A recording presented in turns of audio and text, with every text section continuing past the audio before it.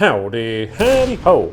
No, I'm past the motion sickness. And yes, anyone and everyone new to VR will get motion sickness in full or high motion VR games. If anyone tells you they didn't, they're lying to you trying to be an internet tough guy, or they're playing novelty games like Beat Saber. How fast someone adapts does vary from person to person, but the high degree of false motion will mentally mess with anyone who's lived in the real world. No, you see, those aren't my problems in VR. I know not a lot of you watch my live streams where I addressed this.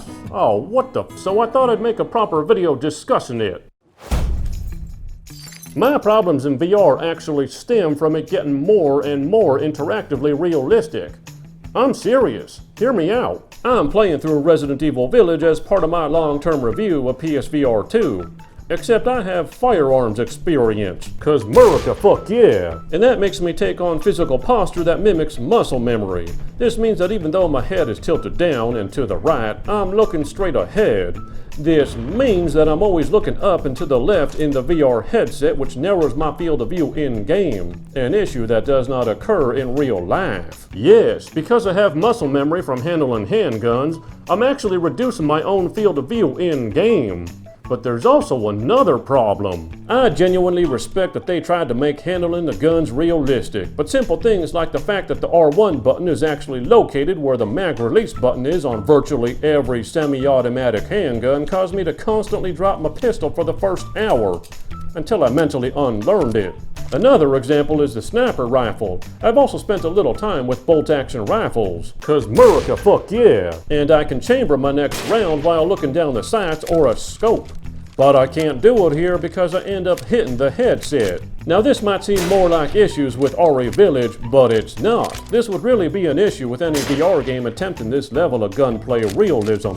This also happened in Horizon Call of the Mountain. While dramatically less in experience, I took a couple courses in archery. Cause Native Americans fuck yeah! This means during my first hours, I was turning my shoulders and head while looking straight ahead. This dramatically reduced my field of view because I'm actually looking to the far left of the headset. And I had to unlearn drawing a recurve bow to my jawline because I'd often hit myself or the headset with the controller. So now you're thinking I'm complaining about issues that a lot of people wouldn't have, and you're partially right. My friend who has nearly zero firearms experience had none of these issues. But as the saying goes, a bird in the hand is worth two in the bush. I can't be the only person whose real-life experiences are hurting my VR experiences due to the increase in interactive realism.